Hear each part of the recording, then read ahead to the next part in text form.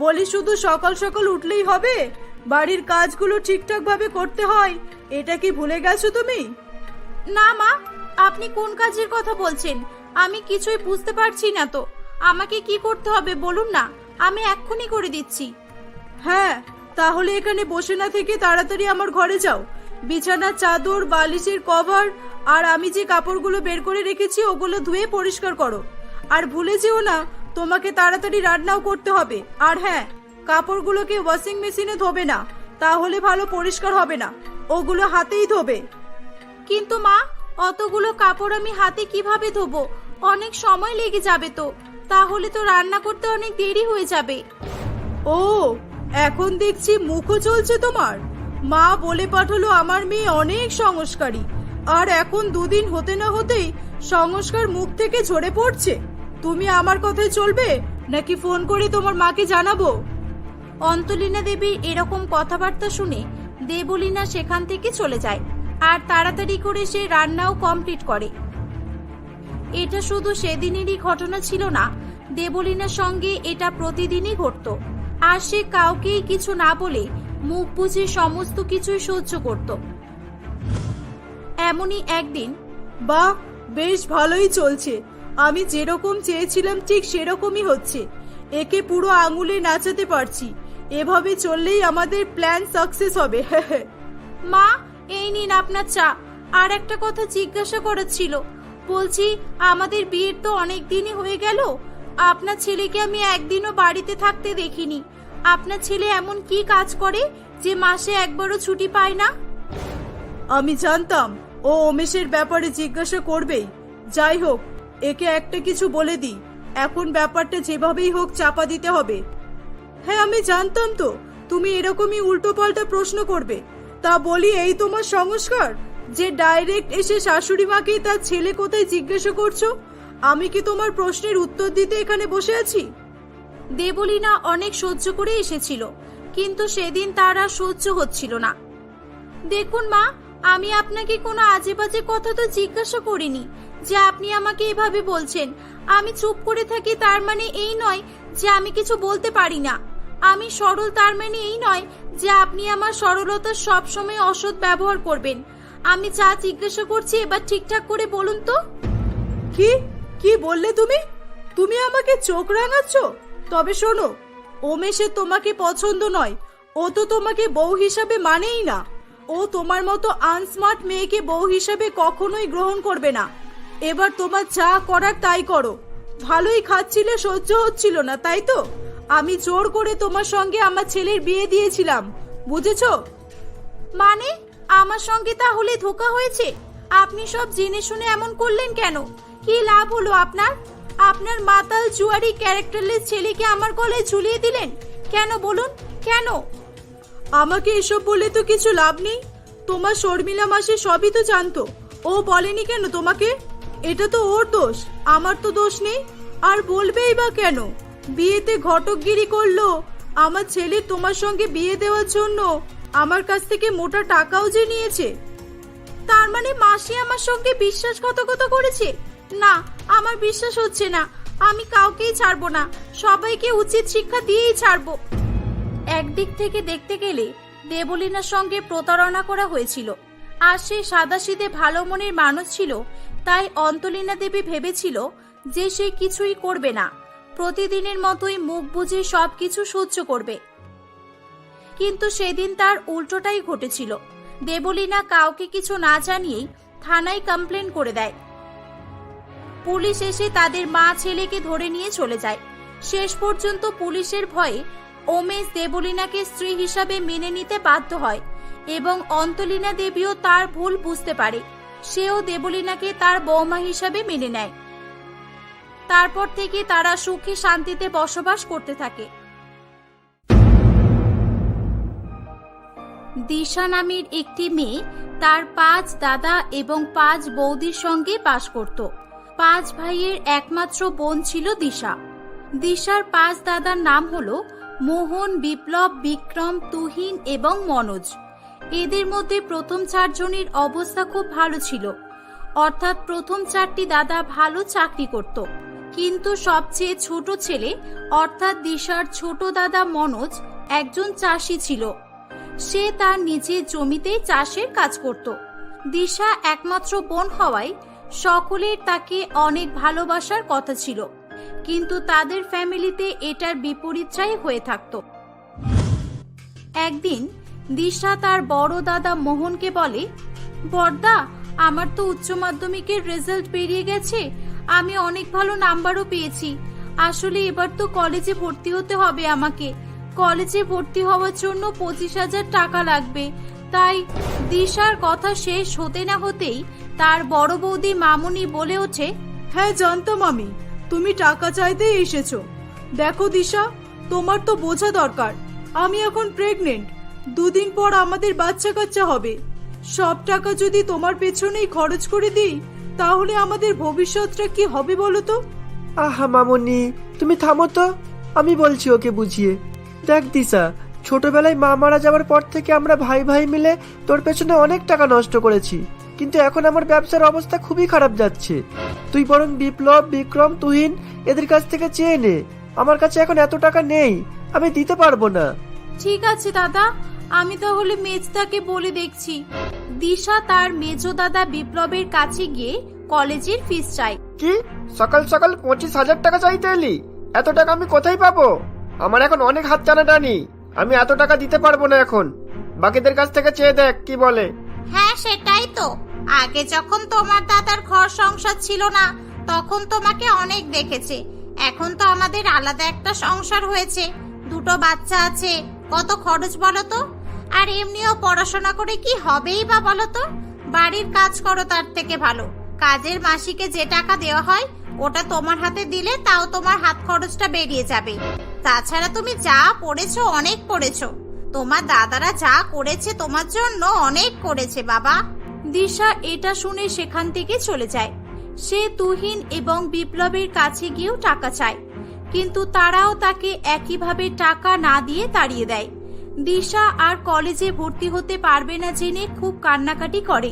হে উপরওয়ালা, মা বাবা আমাকে রেখে কেন চলে গেছে? আমাকে নিয়ে সবার কত অসুবিধা হচ্ছে, কেউ আমাকে সহ্য করতে পারছে না। আমার কপাল এত খারাপ কেন? 5 ভাইয়ের একমাত্র বোন হয়েও আমাকে কেউ একটুও ভালোবাসে না। তখন সেখানে তার ছোট দাদা মনোজ এবং ছোট বৌদি কবিতা আসে। দিশা, তুমি কাঁদছো কেন এভাবে? আমরা আছি তো এখনো। ওরা টাকা দেয়নি তাতে কি, আমরা টাকার ব্যবস্থা করব। তোমার ছোট দাদা আর ছোট বৌদি সবসময় তোমার পাশে থাকবে। না ছোট বৌদি, তোমরা এত টাকা কোথায় পাবে বলো? তোমাদের এত কষ্টের সংসার, তারপরও আমার খাওয়া পড়ার দায়িত্ব তোমরা নিয়েছো। আমারও তো বোঝা উচিত ছিল। আমার দাদারা আমাকে 2 মুঠো ভাত দিতে অস্বীকার করে, তারা আবার আমার পড়াশোনার খরচ কি করে দেবে? আমি হয়তো অনেক বেশি আশা করে ফেলেছি। এমন বলিস না দিশা, ওরা টাকা দেয়নি তাতে কি? আমি আমার একমাত্র বোনকে কলেজে ভর্তি করব। মা বাবাকে দেওয়া কথা ওরা হয়তো ভুলে গেছে, কিন্তু আমি ভুলবো না কোনোদিনও। আমার একমাত্র বোনের চোখে আমি জল দেখতে পারবো না।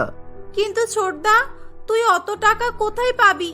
তুই তো জমিতে চাষ করে অনেক কম টাকা উপার্জন করিস। সেটা নিয়ে তোকে ভাবতে হবে না, তোর পড়াশোনার সব দায়িত্ব আমার। আমি জমি বিক্রি করে তোর পড়াশোনার জন্য টাকা ব্যাংকে ফেলে রাখবো, তোকে যাতে আর কারোর কাছে হাত পাততে না হয়।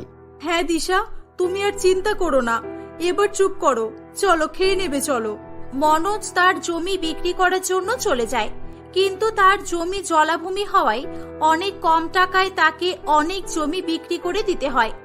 সেই টাকা দিয়ে সে তার একমাত্র বোন দিশাকে কলেজে ভর্তি করে দেয়। দিশা অনেক খুশি হয়। এটা দেখে দিশার বাকি 4 বৌদি হিংসায় জ্বলে ওঠে। হুঁ, বেশি টাকার গরম দেখাচ্ছে। বোনের পড়াশোনার খরচ দেবে কি করে? নিজেদেরই তো ঠিক করে খাওয়া হয় না, মহান হওয়ার চেষ্টা করছে। ভালো হয়েছে, আমাদের আর ফালতু টেনশন নিতে হবে না।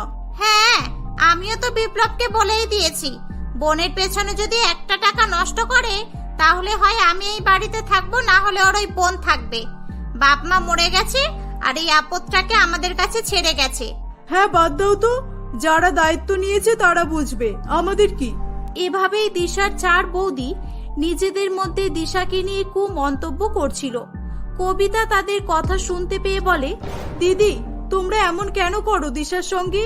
ও বেচারির দোষটা কি বলো তো? আমাদের তো একটা মাত্রই ননদ। ওকে যদি আমরা 5 জনে সমানভাবে দেখি, ওর জীবনে তো আর কোনো কষ্টই থাকবে না। ও তো আমাদের ছোট বোনের মতোই। ওকে আমরা না দেখলে কে দেখবে? ওর আর কে আছে বলো তো? এই তুই চুপ কর। এমন করছিস যেন তোর বর লাখ টাকা ইনকাম করে। আমাদের অত টাকা নেই, বুঝেছিস? তোর টাকা থাকলে তুই দেখ না তোর বোন সমান একমাত্র ননদকে। আমাদের বেশি জ্ঞান দিতে আসবি না, যা এখান থেকে। মনোজ ও কবিতা অনেক কষ্ট করে দিশার পড়াশোনা কমপ্লিট করাতে সক্ষম হয়। দিশার বিয়ের বয়স পেরিয়ে যাওয়ায় মনোজ ও কবিতা তার বিয়ে নিয়ে চিন্তা করলেও বাকিদের তাকে নিয়ে কোনোই মাথা ব্যথা ছিল না। মনোজ ও কবিতা দিশার জন্য দেখাশোনা করতে শুরু করে। বড়দা, তোরা দিশাকে নিয়ে একবারও চিন্তা করছিস না? ওর তো বয়স হচ্ছে, আর কবে বিয়ে দিবি ওর? আমরা 5 ভাই মিলে কিছু কিছু টাকা দিলে ওর বিয়েটা তো ভালোভাবেই হয়ে যাবে। বাবা নেই, মা নেই, বোনটার কে বিয়ে দেবে আমরা যদি না দিই? সবই তো বুঝতে পারছি মনোজ, কিন্তু শুধু বোনের কথা ভাবলে হবে না তো। আমারও তো বউ বাচ্চা আছে, এখন আমার হাতে টাকা পয়সা নেই একদমই। মনোজ, তুমি তোর বিয়ে দেবে করছো। দিশা দেখতে যে কালো, ওকে তো কেউ বিয়ে করতেই চাইছে না। শুনলাম সবাই নাকি লাখ লাখ টাকা যৌতুক চাইছে। এত টাকা কি আমাদের পক্ষে দেওয়া সম্ভব? বড় বৌদি, আমি সেটাই তো বলছি। 5 ভাই মিলে যদি ভাগাভাগি করে টাকা দিই তাহলে তো সমস্যা হবে না। সমস্যা হবে না মানে? আমার কাছে অত টাকা নেই।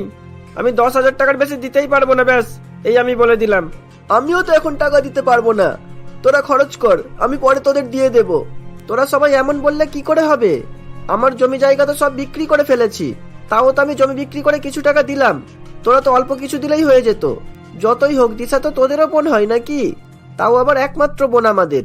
শোনো মনোজ, আমরা এখন কেউ টাকা দিতে পারবো না। তোমার আদরের বোনকে তুমি কিভাবে বিয়ে দেবে বুঝে নাও। আগেই বলেছিলাম কালো মেয়েকে পড়িয়ে কোনো লাভ হবে না। এতদিনে ওর পেছনে এত টাকা নষ্ট না করে ওর বিয়ের জন্য তো টাকাগুলো জমাতে পারতে। ছাড়ো তো, ফালতু টেনশন নিয়ে লাভ নেই। আমার তো মনে হচ্ছে আমার একমাত্র ননদের কপালে বিয়েই লেখা নেই। ও হয়তো সারা জীবন এইভাবেই আমাদের চালাবে। দিশা ঘরের ভেতর থেকে তাদের সবার কথা শুনছিল। সে মনে মনে অনেক কষ্ট পায়।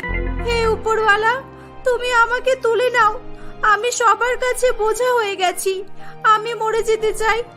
আমার কপালে তুমি কেন এত কষ্ট লিখেছো? দিশা, তুমি আবার কান্নাকাটি করছো? আমরা আছি তো, তোমার ছোটদা সব ঠিক করে দেবে, দেখো তুমি। হ্যাঁ বোন, আমি তোর বিয়ে দেব। আমি অনেক কষ্ট করে পরিশ্রম করে টাকা জমাবো। আমার একমাত্র বোনের অনেক ধুমধাম করে বিয়ে দেব আমি। সবাই তাকিয়ে দেখবে যে কার বিয়ে হচ্ছে, তুই দেখে নিস। মনোজ আরো বেশি করে কাজ করতে শুরু করে। এমনকি কবিতাও লোকের বাড়িতে রান্না করে টাকা জোগাড় করতে থাকে। একদিন হঠাৎ দুটো উকিল তাদের বাড়িতে আসে। মিস দিশা বাড়িতে আছেন? হ্যাঁ আছে, কিন্তু আপনারা কে বলুন তো? আমি উকিল রামপ্রসাদ, দিশার সঙ্গে কথা আছে। হ্যাঁ বলুন, আমি দিশা। এই নাও তোমার নামের জমির দলিলপত্র। দলিলপত্র মানে? কিসের দলিলপত্র? আর কোন জমি? তোমার 4 দাদার নামে যে সম্পত্তিগুলো ছিল, আসলে আজ থেকে অনেক বছর আগে তোমার 4 দাদা জোর করেই সমস্ত সম্পত্তি নিজেদের নামে লিখে নিতে চেয়েছিল। তোমার দাদারা তোমার সাথে সাথে তোমার ছোট দাদাকেও সম্পত্তি থেকে বঞ্চিত করে। ছোট দাদার নামে অনেক কম জমি দেবে বলেছিল। তখন মনোজবাবু অনেকটাই ছোট ছিল। তোমার মা অনেক চালাকি করেই লিখে দিয়ে গিয়েছিল যে তোমার 25 বছর হয়ে যাওয়ার পর তোমার 4 ভাইয়ের সম্পত্তি তোমার নামে ট্রান্সফার হয়ে যাবে। মানেটা কি? আমাদের সব সম্পত্তি দিশার নামে হয়ে গেছে? কিন্তু এটা তো অন্যায়। ও তো এই বাড়ির মেয়ে, ও সব পাবে আর ছেলেরা কিছু পাবে না কেন? আমি তো জানি না, আপনার শাশুড়ি মা ভালো কিছু বুঝেই হয়তো করে গেছেন। শুধুই তাই নয়, দিশার নামে কমলা দেবী 10 লাখ টাকার একটা পলিসি করে গেছেন। 15 বছরে 30 লাখ টাকা হয়ে গেছে সেটা। এই নিন দিশা দিদিমণি, তোমার সমস্ত ডকুমেন্টস আর হিসাব বুঝে নাও। এ বাবা, এসব কি হচ্ছে? সবকিছু বুড়িটা তার একমাত্র মেয়ের নামে করে দিয়ে গেল। মা যা করেছেন ঠিক করেছেন, কারণ মা তোমাদের সবাইকে ভালো করেই জানতো যে তোমরা ভবিষ্যতে এই বাড়ির একমাত্র মেয়েকে দেখবে না। আর সত্যি তাই হলো। আমি খুব খুশি, দিশার জন্য আমি খুব খুশি। বাড়ির বাকি সবাই এই কথা জানার পর সবার মাথায় আগুন জ্বলে যায়। সবাই দিশার কাছ থেকে সম্পত্তি ফেরত নেওয়া চক্রান্ত করতে থাকে। দিশাকে নানানভাবে তারা বোঝাতে শুরু করে। তার সঙ্গে সবাই অনেক ভালো ব্যবহার করে। কিন্তু দিশা কারোর কোনো কথাই পাত্তা দেয় না। বোন, তুই কেন বুঝতে পারছিস না? আমরা তোর অনেক ভালো জায়গায় বিয়ে দেব। তুই তো শ্বশুর বাড়ি চলে যাবি, আলাদা ঘর সংসার হবে। আমরা আমাদের ছেলে মেয়েদের নিয়ে কোথায় যাব বল? তুই তোর সম্পত্তি আমাদের 4 ভাইয়ের নামে করে দে। মনোজ তোর ভাগ পেয়েই গেছে। আমার বিয়ে নিয়ে কাউকেই কিছু ভাবতে হবে না। আমার দাদা মানে আমার ছোটদা আছে আমার জন্য। আমি তোদের সম্পত্তির একটা অংশও দেব না। আমি আমার সম্পত্তির অর্ধেক অংশ ছোটদার নামে লিখে দিয়েছি। আর আমার বিয়েও ঠিক হয়ে গেছে। তোদের এসব ফালতু টেনশন নিয়ে কোনো লাভ হবে না। আমার লাইফ আমাকে বুঝে নিতে দে। দিশা তাদের কাউকেই ক্ষমা করতে পারেনি। মনোজ ও কবিতা তাকে অনেক ভালো জায়গায় বিয়ে দেয়। সে সুখে সংসার করতে থাকে। মনোজ ও কবিতারও দুঃখ কষ্টের দিন শেষ হয়ে যায়। অন্যদিকে বাকি 4 ভাই তার বউদের নিয়ে সারা জীবন আফসোস করতে থাকে।